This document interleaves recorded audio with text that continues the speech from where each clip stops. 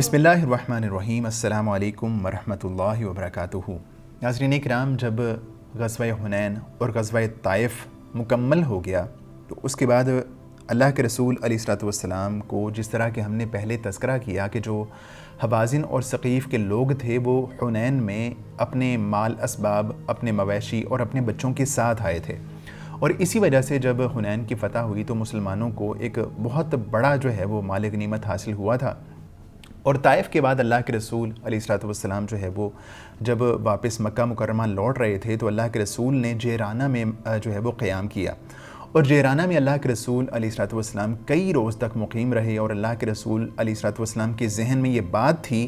کہ ہو سکتا ہے کہ جو حوازن اور ثقیف کے لوگ ہیں وہ میرے پاس آئیں، اور توبہ کرتے ہوئے جو ہے جب وہ میرے پاس آئیں گے تو ہم کیا کریں گے، ان کا جو مال غنیمت ہے وہ ان کو واپس لوٹا دیں گے۔ جب کافی انتظار کے بعد وہ لوگ واپس نہیں لوٹے، اللہ کے رسول کی جو ہے وہ خدمت میں حاضر نہیں ہوئے، تو اللہ کے رسول نے مال غنیمت کو تقسیم کرنے کا فیصلہ کیا، اور تقسیم کرنے کا جو فیصلہ کیا تو بہت سارے نئے مسلمان، نئے سردار جو ہے وہ قریش کے اور مکہ کے بہت سارے سردار ایسے تھے کہ جو مال غنیمت کا انتظار کر رہے تھے، تو ایسے میں اللہ کے رسول نے مال غنیمت کی تقسیم شروع فرمائی، اور مؤلفۃ القلوب کے سلسلے میں اللہ کے رسول نے وہ لوگ جو مسلمان نئے ہوئے تھے یا وہ لوگ جو ابھی اسلام کا انتظار کر رہے تھے، ان کو جو ہے وہ اسلام کی طرف مائل کرنے کے لیے ان کو بہت زیادہ مال غنیمت عطا کیا۔ بہت سارے سردار ایسے تھے جن کو بہت زیادہ مال غنیمت ملا، اور ابو سفیان رضی اللہ تعالیٰ عنہ ان کو اللہ کے رسول نے جو ہے وہ 40 اوقیہ چاندی عطا فرمائی، جو کہ قریب 6 کلو چاندی بنتی ہے۔ اسی طرح ان کے 2 بیٹے یزید اور معاویہ رضی اللہ تعالیٰ عنہما کو بھی اللہ کے رسول نے اتنا ہی مال عطا فرمایا۔ اس کے بعد اللہ کے رسول نے دیگر سرداران قریش اور دیگر سرداروں اور لوگوں میں جو ہے وہ بہت زیادہ تعداد میں مال غنیمت تقسیم فرمایا، اور اتنا مال غنیمت تقسیم فرمایا کہ اللہ کے رسول علیہ الصلوۃ والسلام سے متعلق یہ بات جو ہے وہ لوگوں میں مشہور ہو گئی کہ اللہ کے رسول جو ہے وہ اتنا خرچ کرتے ہیں کہ آپ کو غربت کا، تنگی کا، فقر کا کوئی ڈر نہیں ہوتا۔ اور اسی مال غنیمت کی تقسیم کے دوران تھوڑی سی بدمزگی بھی ہو گئی، اور بعض بدو لوگوں نے اللہ کے رسول کو ایک جو ہے وہ کارنر کی طرف، ایک درخت کی طرف جانے پر مجبور کر دیا۔ اس کے بعد جب کافی سارا حصہ تقسیم ہو گیا تو اللہ کے رسول علیہ الصلوۃ والسلام نے حضرت زید بن ثابت رضی اللہ تعالیٰ عنہ سے فرمایا کہ اب تم اس طرح کرو کہ جو لوگ جنگ میں شریک تھے ان کی گنتی کرو، اور جو مال غنیمت بچا ہے وہ ان میں تقسیم کر دو۔ انہوں نے ایسا ہی کیا، لوگوں کو گنا گیا تو ہر ایک مجاہد کے حصے میں 4 اونٹ آئے تھے، اور جو شاہ سوار تھا اس کو 12 اونٹ ملے تھے۔ یہ جو ہے وہ اونٹ اور مال غنیمت ان کے مقابلے میں بہت کم تھا جن کو اللہ کے رسول نے مؤلفۃ القلوب کے سلسلے میں عطا فرمایا تھا۔ اور جو انصار تھے، انصار کو جو ہے وہ اس جنگ کے مال غنیمت میں سے حصہ نہیں ملا تھا، اور اللہ کے رسول علیہ الصلوۃ والسلام نے جو ہے وہ دیگر لوگوں کو اسلام کی طرف مائل کرنے کے لیے زیادہ عطا فرمایا تھا، اور یہ بھی اللہ کے رسول کی ایک حکمت اور ایک ایسی چال تھی جس کی وجہ سے جو ہے وہ اسلام کو بعد میں بہت زیادہ فائدہ حاصل ہوا۔ تو جب انصار کو مال غنیمت میں حصہ نہیں ملا تو انصار کی طرف سے بعض باتیں ہونا شروع ہو گئیں، کیونکہ انصار ہی وہ لوگ تھے جنہوں نے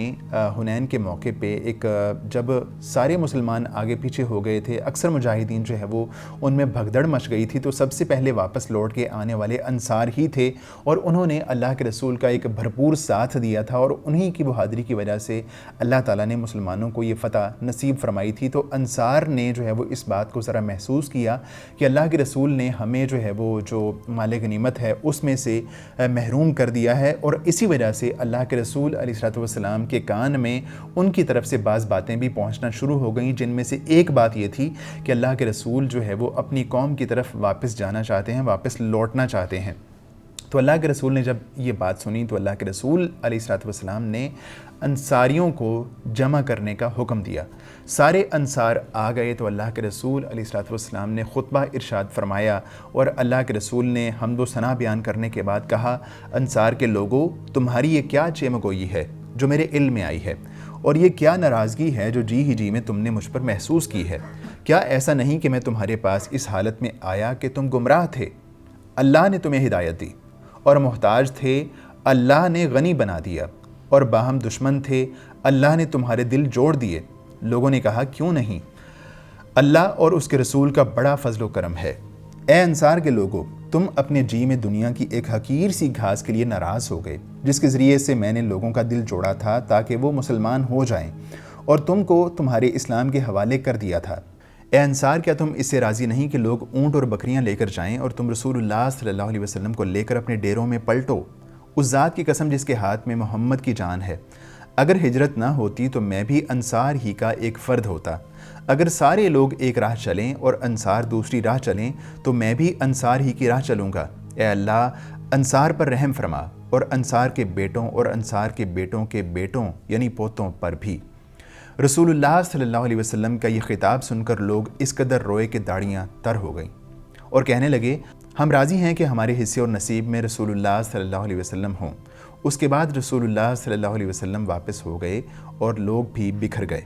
غنیمت تقسیم ہو جانے کے بعد حوازن کا وفد مسلمان ہو کر آ گیا۔ یہ کل 14 آدمی تھے۔ وفد نے سوال کیا کہ آپ مہربانی کر کے قیدی اور مال واپس کر دیں، اور اس انداز کی بات کی کہ دل پسیج جائے۔ جواباً آپ صلی اللہ علیہ وسلم نے فرمایا، جہاں تک اس حصے کا تعلق ہے جو میرا ہے اور بنی عبد المطلب کا ہے تو وہ تمہارے لیے ہے، اور میں ابھی لوگوں سے پوچھ لیتا ہوں۔ تو اللہ کے رسول نے مسلمانوں کو مخاطب کر کے فرمایا، دیکھو یہ لوگ مسلمان ہو کر آئے ہیں، اور اسی غرض سے میں نے ان کے قیدیوں کی تقسیم میں تاخیر کی تھی، اور اب میں نے انہیں اختیار دیا تو انہوں نے بال بچوں کے برابر کسی چیز کو نہیں سمجھا۔ لہٰذا جس کسی کے پاس کوئی قیدی ہو اور وہ بخوشی واپس کر دے تو یہ بہت اچھی راہ ہے، اور جو کوئی اپنے حق کو روکنا ہی چاہتا ہو تو وہ بھی ان کے قیدی تو انہیں واپس ہی کر دے۔ البتہ آئندہ جو سب سے پہلا مال فے حاصل ہوگا اس سے ہم اس شخص کو ایک کے بدلے 6 دیں گے۔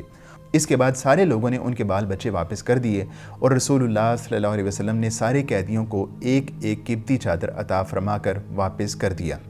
رسول اللہ صلی اللہ علیہ وسلم نے مال غنیمت کی تقسیم سے فارغ ہو کر جیرانہ ہی سے عمرے کا احرام باندھا اور عمرہ ادا کیا۔ اس کے بعد عتاب بن اسید کو مکہ کا والی بنا کر مدینہ روانہ ہو گئے۔ مدینہ واپسی 24 ذوالقعدہ 8 ہجری کو ہوئی تھی۔ آپ علیہ الصلوۃ والسلام یہاں اس حالت میں آئے تھے کہ آپ امان کے طالب تھے، اجنبی اور وحشت زدہ تھے، اور آپ کو انس و الفت کی تلاش تھی۔ وہاں کے باشندوں نے آپ علیہ الصلوۃ والسلام کی خوب قدر و منزلت کی،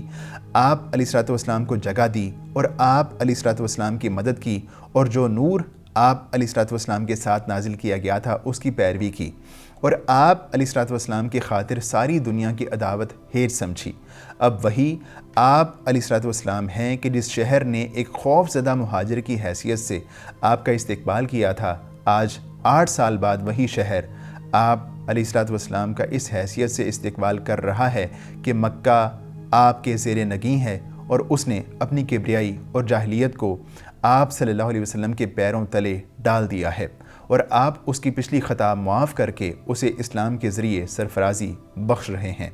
یقیناً جو شخص راست بازی اور صبر اختیار کرے تو بلا شبہ اللہ نیکوکاروں کا اجر ضائع نہیں کرتا۔ وآخر دعوانا ان الحمد للہ رب العالمین۔